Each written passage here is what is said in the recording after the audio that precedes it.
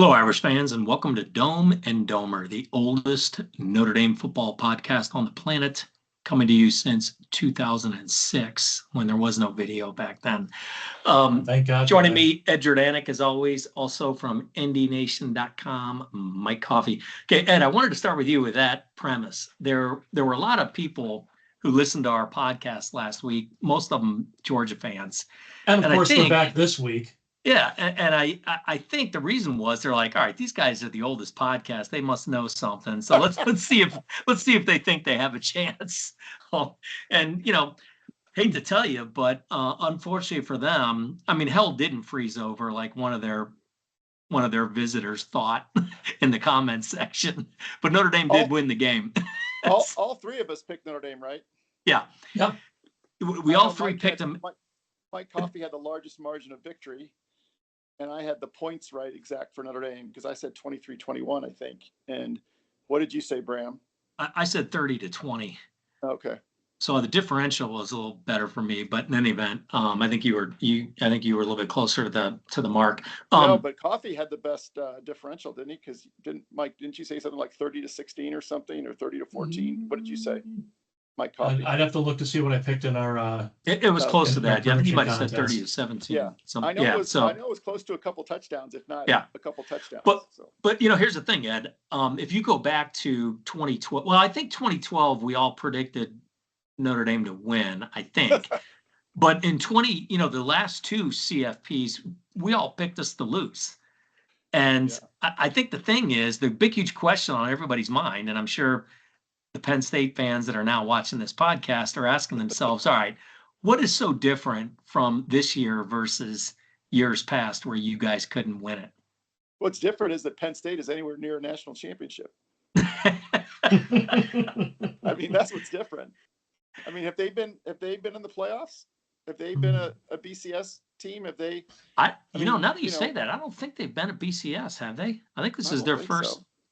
Yeah, not that I can remember. Yeah, so that's what's unique about this whole situation. I mean, yeah, Notre Dame, gets, dusted the times that it's gotten there, but it's gotten there. I think 3 times, right? 2012 and and then the 2 others, 20, right? Yeah. Yep. But yeah, I think that the interesting thing is that there is something different going on here. I think, look, the mark of a good coach is always a coach who wins the games he's supposed to win. The mark of a great coach is a guy who wins the game he's supposed to win, but then steals one that he shouldn't win every now and then. And I think the reason Marcus Freeman is able to do that is he's got his players executing at a very high level. I don't think Notre Dame stole this win against Georgia. No. That's my point. My point is, Notre Dame beat Georgia because they were the better football team. I hate to break the news. I know there's no Georgia fans watching this, but if they were watching it, I would tell you guys, hey guys, you know what? Notre Dame did what they needed to do. They kicked field goals and made them.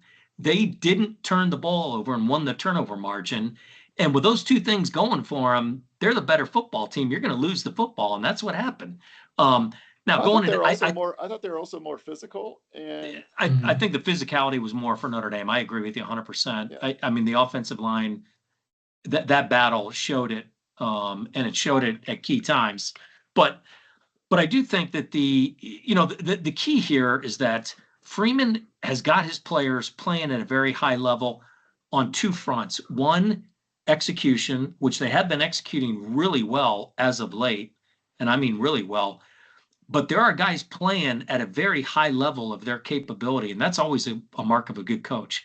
Whenever you can get guys to play at a very high level in terms of their talent, you can only get so far, right? And then against another team, I would say Ohio State. I hate to break the news to Penn State fans, but I think Notre Dame is the better team again here in this situation. You get to Ohio State, and it's going to be a little bit differently. Not to say that Penn State's not capable of winning this game. I'm not saying that.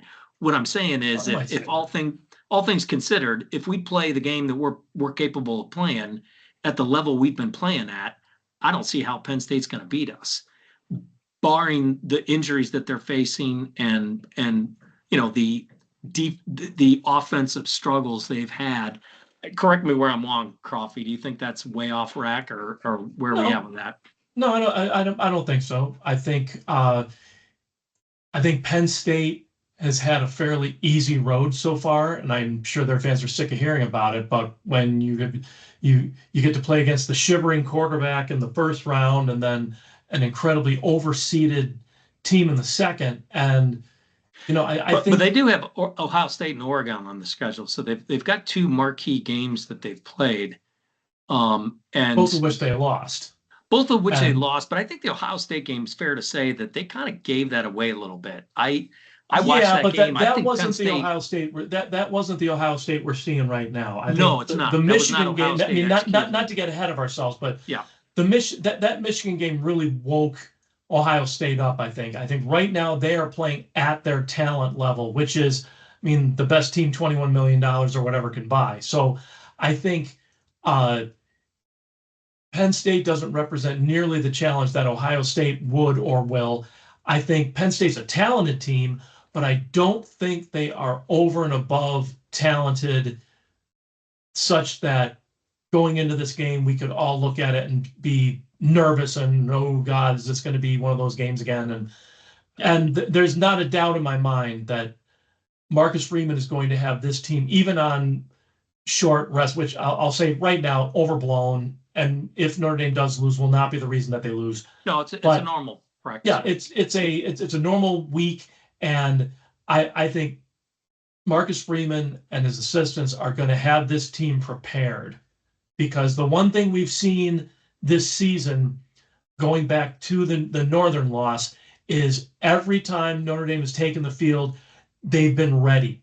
They haven't had any sleepy starts. They haven't had any issues. They've shown that they've been prepared by the coaches and they're ready to go, and they hit the ground running. And I think that's going to happen again on Thursday. I would agree. Remember, and is there anything that, I mean, better, the running game, does that concern you? It's better than a normal week because they're not in class. I mean, yeah, it's even also better. true. People may laugh at that, but they have more time to study. They have more time, to study film. They have more time to get treatment. And most of it's sort of the mental weight, right? I mean, people don't want to hear it, but there is a real balancing act with your mental capacity for all, students, if you're involved in an extracurricular or varsity sport. And these guys are no different. So they have a little bit more bandwidth this week. And of course, Penn State does too, but I'm just saying, I agree with my Coffee. It's the short week is sort of over. I think it's a wash. I mean, it doesn't. Yeah, I think it's a wash. So in other words, it's a typical week at Ohio State. Then is what you're saying. Talking about getting. Well, if we end up doing a show next week, this is going to be fun. But anyway. Sorry, Mike, what were you going to say? Well, I guess my question to you is there in terms of Penn State, what is it that scares you that would lead you to believe there's a chance they upset us? Well, is it the running game? I mean, do you think it just comes down to that? I've been really impressed with Alar. I think actually that there's a chance he'll be a good pro quarterback. He can make all the throws, and I think he's matured. He's been inconsistent a little bit, but I think he's a good quarterback. I think he's, well, he's a competitor, that's for sure. Yeah. What's that? He's a competitor, that's for sure. I mean, he comes up big. He's definitely more polished thrower, a passer than Riley Leonard. So to me, the keys to the game are very similar. Formula that worked with Georgia is bottle them up run wise, force him into third and longs. Because I think that we can get pressure, and I don't think that their wide receivers are particularly great. And we're pretty good at coverage. Moore and Gray and Clark and Hurd, and they're good. And they can handle those guys. The issue is really going to be how they decide to defend Warren, because he's a unique weapon. He's really, really good. He's one of those guys that finds openings. He's really tough to bring down after he gets the ball. So that's the defensive side of the ball. Do I think that Al Golden will come up with whatever is necessary to make it happen? I wouldn't be surprised if Penn State has a very successful opening drive and then we kind of settle down. It wouldn't surprise me at all.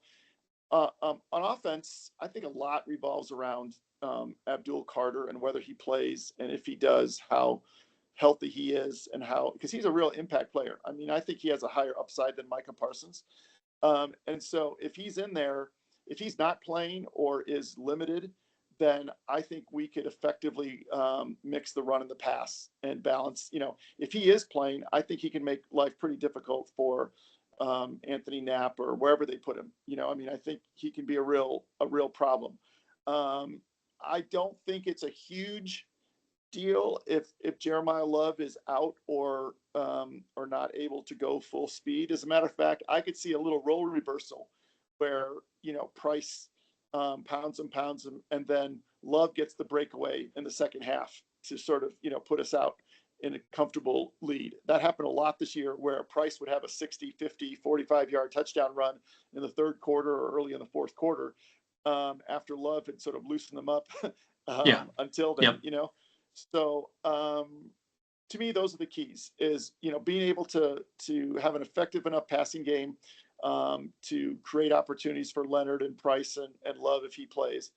And then on defense, stop the run, force them into some, third and distance, and, limit the damage from Warren, because I don't think their other receivers are game breakers.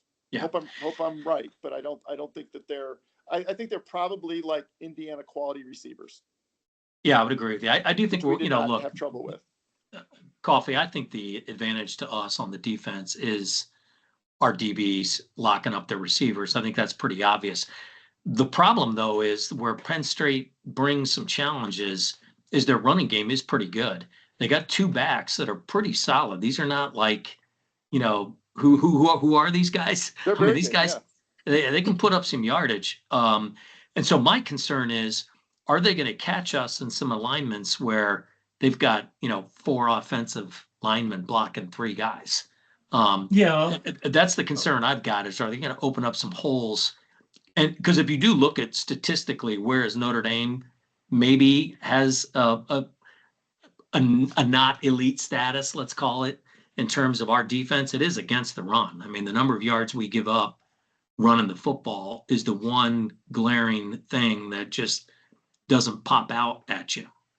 And that's where I think Warren is going to really, as Ed was saying, is going to create a problem, because your linebackers are going to get caught kind of betwixt and between, where, okay, if Notre Dame's defensive backs can shut the receivers down and take the pressure off that way, that frees up the linebacker, or maybe even someone like Don Schuler or something, to take and can take the tight end away. Then you've got your linebackers not necessarily having to think in 2 different directions. If they're thinking more in one, that certainly is going to make their life a lot easier. But you're absolutely correct. I think Penn State's running backs are probably the best backs, definitely, that we've seen in a while.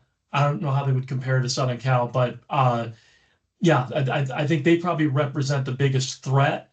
And with Cross dinged up and Mills out, I think that kind of hurts things. Well, although Gabe Rubio had a fantastic game against Georgia, no doubt about it. And I think with him having missed the beginning part of the season, is he more rested, and is he going to be more ready to take on Penn State's offensive line and make it difficult for those running backs to find and get through those holes? That's going to be there's going to be a lot more pressure on the front 7, I think, this time than the back 7, which I realize is just derivative of what you guys have been saying. But I think the ability of Notre Dame's cornerbacks to get stuck out on those islands and still be able to perform, that's how Notre Dame wins the game, because you make Penn State single dimensional, and if it's a dimension that they're not necessarily all that great in. Well, I think one of our advantages is that we have a lot of options for guarding Warren. I mean, I think that Schuler is just as fast and a big guy. Osbury is a linebacker that can move. Sneed is a linebacker that can move. Even Kaiser is pretty good in coverage, right? So, and then you've got obviously Clark and Hurd that if he goes deep, they can probably. So I think that whereas in past years we might have got caught with a rather with a Bertrand when he got a little bit tired, or Schmidt when he, got where they would sort of expose us a little bit in terms of backs out of the backfield or tight ends that can move. And we would get a little bit exposed in the seam, or we couldn't stick with some guys on wheel routes or things like that when they got mismatched with a linebacker. I think we've got some decent options now, at least in terms of foot speed and quickness to make life a little bit more difficult for Warren than we might have been able to in the past. Yeah, I think that having said all of this, you then throw special teams into the mix, and you've got to give the nod to Notre Dame at the moment if you're trying to size everybody up. Are there any more tricks? Are there any more tricks to be pulled out of the hat at this point? Have just been lights out from a special teams the last 5 games of the season, and really arguably the whole season. We've had impact plays almost every single game. And I think you're going to see this might be the game where our biggest threat is the threat. Yeah, exactly. That's what I mean. It's true. Yeah. Look, Penn State, it's good. It's good they had an extra day and a half prepare, because they're going to have to spend it all on special teams because that's what you're up against. I mean, there's no letdown any point. I mean, Marcus Freeman was on his own 20-yard line and got Georgia to jump off sides on a 4th and 1 to go for it. That's the kind of stuff you're dealing with. I mean, if anything, Penn State's going to probably burn a timeout that they don't want to burn because they get caught into it, on a special teams change or whatever. That's the kind of stuff that I think really puts a ton of pressure on you from a coaching staff. It's also amazing what can be accomplished when you actually spend practice time on special teams, which I will point out that the previous regime was not a huge fan of that and didn't feel there was a lot to be gained by, actually putting effort in there and possibly had benefits in field position and just, like you said, forcing the opponent to do something they don't want to do. Yeah, that's he clearly looks at it as an opportunity. That's for sure. There's no doubt about it. He looks at special teams as an opportunity to gain some, and he's done it all season long. So I expect something. We're going to see something for sure. Honestly, I put it to you guys. Notre Dame has, from top to bottom, the best assistant coaching staff in the country right now. It seems like it on paper. It seems defense, like it. Special teams, wide outside. Just you look at the coaching staff, and you have to say, where's the weak link? I mean, let's assume there is one. You really got to stop and think. I mean, it may take you a while because, especially on the defensive side of the ball, think of how much plug and play has had to be done over the last minute. Guys get hurt, new guy comes in. Guy gets hurt, new guys come in. And some of these guys, like Bryce Young, these are young guys who are coming in and playing at an incredibly high level. And that boils down to not only talent, but coaching, both from the ability to identify that talent and bring it in and get the most out of it. Yeah. As well as the transfers. Why don't we go around each name 2 players or 4 players, 2 on offense, 2 on defense, that we think will have a big impact on this game. You go first. All right, I'll start. Put you on the spot. All right. I think number one, I think Riley Leonard is going to have a good day. And I think he's going to make some great throws because I think that there's some one-on-one matchups that we can get to do that. I also think it might be to Faison. Faison may have a big game. Now I know that a lot of people are talking about Mitchell Evans wanting to get his name in front of Warren's, but I on offense, I think those 2 guys, if they can pitch and catch it, it's going to make a big difference in this game. So I think those are my 2 on offense. On defense, I do think it's going to be linebackers. So I'm going to call out Drake Bowen having a big game because he's going to need it, and he's going to have some big responsibilities with Warren at times. So I'm looking for him to have a big game. But I also think that Coffee, you mentioned it, but Bryce, we're going to have him have a big game as well. We have got to get some pressure on Alar. We can't just let him stand back there and give him time to throw. So those are the 2 guys that I think need to have a big game for us if we're going to come through with a win. I would say if I start on defense, I think Jalen Snead's going to have a great game. He's been playing better and better and better Yeah, as he the has. years progress. I mean, he is. I mean, as I heard Mike Frank say on his podcast, he's becoming the player that everybody thought he could be. I mean, the lights on. He's really ready to go. I think Moore's going to have a great game also because they're going to have Lara's going to have to try to find someone. If Notre Dame can contain the running game and tight end, I think got to try to get it out to a wide receiver. And I think that if they roll the dice and say, well, Moore's probably the most likely one, then he's going to be the one they go after. I think on offense, I know I'm gonna sound like a broken record here. I'm waiting for Mitchell Evans' breakout game. I know it's coming. It's coming now. So Be a good time. I think if Penn State is so focused on stopping the run and their linebackers are playing up, it's the perfect kind of game for Evans, like to find the holes in the defense, like as you were pointing out with that, and just have Leonard get the ball out to him. And I think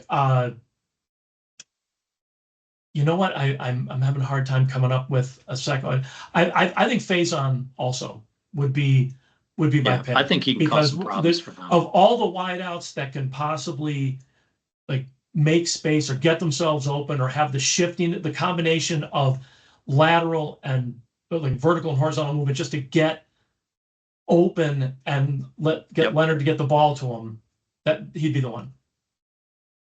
Yeah. And you asked the question. How about you? Oh yeah, I'm gonna go with Josh Burnham, which is just basically my way of saying, an edge rusher. So it might be Bryce Young, it might be Oben, it might be Burnham, but I think it's Burnham's turn to make a play. He made a couple earlier in the year, but he just always impresses me because he doesn't seem to get. If you guys watched the replay of the Heinisch sack that ended the game, I mean, literally he was in a headlock and he still got to the quarterback.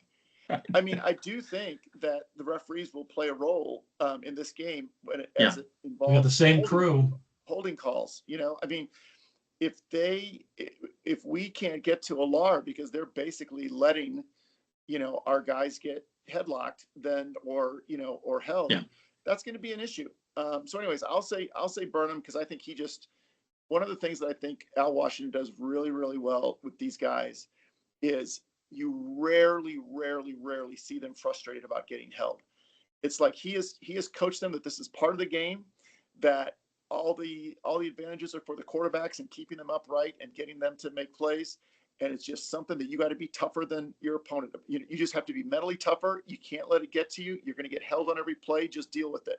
And let's work on technique to get through those holds. And so I'll use Burnham as my sort of, and then I'll go with Jordan Clark also, just because I think that sort of spot will be sort of like a place. I mean, it's so funny. Like we just take Xavier Watts for granted, but I'll say that Clark makes a play. Somewhere he makes a play, either a hit that causes a fumble or a tip ball or something. On offense, it's hard for me not to go with Faison just because I think that this just sets up really, really well for him. And then my last one is going to be effing Pat Coogan as kind of just representing the offensive line, because if Denbrock calls a good game in terms of mixing the run and the pass, I really think it's going to be, when I recall Notre Dame beating Penn State over the years, whether it was the Holtz years, mostly the Holtz years, et cetera, this is what happened. It was pound, mix in the throw. And by the middle of the third quarter, early fourth quarter, 6, 7, 8 yards a chunk. Yeah. And we know we have the backs to do that, and so I really think that if Coogan and his effing pals can make this sort of own this, turf in the second half, I think that will be kind of like they sort of did against Georgia. They did just enough pushing, on that drive to chew up enough clock. And I think that they can, I really think they can do it again. Yeah. That's how we effing guys on the South Side talk. So That's right. Oh yeah. Oh yeah. All right. I could not make sense of some of the things that he was saying. They seemed very strange, but Yeah. it was obvious that he has those guys' attention, and they trust him. And he's the leader of the offensive line, obviously. Yeah. And when your Yeah. center is the leader of your offensive line, that's a pretty damn good place to start. It is. I mean, that's, I'm with you there. All right, Coffee. What do you think? What's your prediction? I'm saying 28-20 Irish win. And again, it didn't necessarily happen last week, but I think this is the week that there's going to be a late score. Notre Dame's going to have a late score to open up a close game. Nice. Ed, what do you think? yeah, that sounds right to me. But I think this is going to be like, I would take the over in this game. Really? Yeah. And so I'm going to, I think I'm going to say 32-25 Notre Dame. But I'm going to say the late score. 2-5. There's a square combination someone would be happy with. I'm going to say the late score comes from Penn State. Yeah, we're all thinking the same, because I was thinking 30-24 Notre Dame. I do think there's going to be a little bit of tiredness kicking in the second half for both teams. This is a lot to ask college kids to play 16 football games, 17 as it is. But in any event, I think that's going to have its moment Beats here. the hell out of playing 12. Yeah. Well, that's But in any event, I do think it's going to rear its ugly head. But again, I think that the key for Notre Dame is just not turning the ball over. I think if they keep that even or ahead, I find it hard to believe that we're going to lose the football game. But we'll see. I think it's going to be a good game. I'm looking forward to the atmosphere being down here in South Florida. I'll be attending the game in person, so that'll be nice. Fun. Fantastic. And if there are any Dome and Domers, if there are any Dome and Domer listeners out there who happen to be on Turks and Caicos and want to fly me to Miami on Thursday, please get in touch with me via the website. As the only person on this podcast where the weather's less than 60 degrees, I just want to tell both these guys. There you go. Nice. Awesome. All right, good deal. We'll leave it there. You've been listening to Dome and Domer, an online conversation about Notre Dame sports from a fan's perspective. For Ed Jordanik, Mike Coffey, I'm Mike Brammer. Thanks for listening.